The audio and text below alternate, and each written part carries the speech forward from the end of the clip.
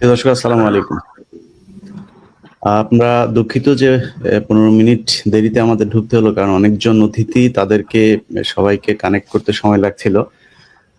তো আজকে যেমনটি আপনাদেরকে আগে ঘোষণা দেওয়া হয়েছিল যে একটি মেগা টক শো হবে, যেখানে এই আন্দোলনে যারা জড়িত ছিলেন, যাদের ভূমিকার কারণে আজকে বিশেষ একটি চক্র বাংলাদেশের ক্ষমতায় বসেছে, যারা ক্ষমতায় গিয়ে তারপরে সবাইকে ভুলে যে শুধু তিনাদেরকে নিয়ে ব্যস্ত আছেন, যে মানুষগুলোকে ভুলে গিয়েছিলাম, আজকে মূলত তারাই আমাদের এখানে থাকবে।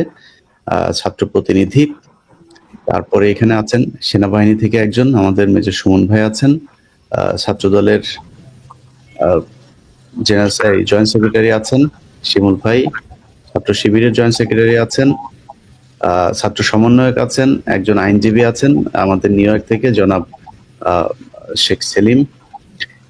তো আমরা মূলত বিভিন্ন বিষয়ে সমালোচনার পাশাপাশি করণীয় কি, আমাদের এই মুহূর্তে দেশের যেই সংকট, সেই সংকট থেকে আমাদেরকে বের হতে হবে, কারণ সবশেষে আমরা সবাই আওয়ামী বিরোধী, এবং আওয়ামী লীগ থেকে এই দেশকে মুক্ত করতে হবে, কারণ আওয়ামী লীগ থেকে যদি মুক্ত করা না যায় তাহলে এই দেশ ভারত মুক্ত হতে পারবে না।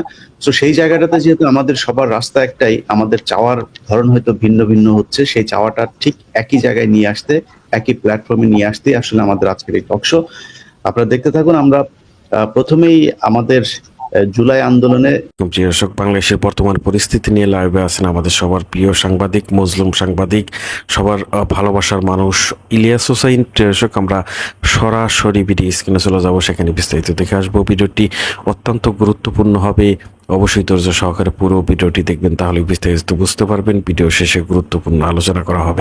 আমরা তাহলে সবাইকে সুযোগ দিতে পারবো। নাজমুল ভাই, আপনাকে দিয়ে শুরু করি। আপনার কিভাবে আন্দোলনে কোথায় ছিলেন, কিভাবে চোখ হারালেন, এখন পরিস্থিতি কি, চিকিৎসা ঠিকমতো চলছে কিনা?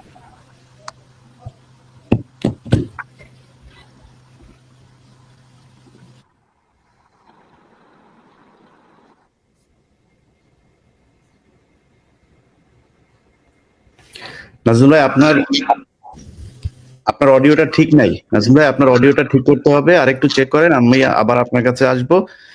তার আগে আমি ছাত্র দলের জি, এখন ঠিক আছে, জি বলুন।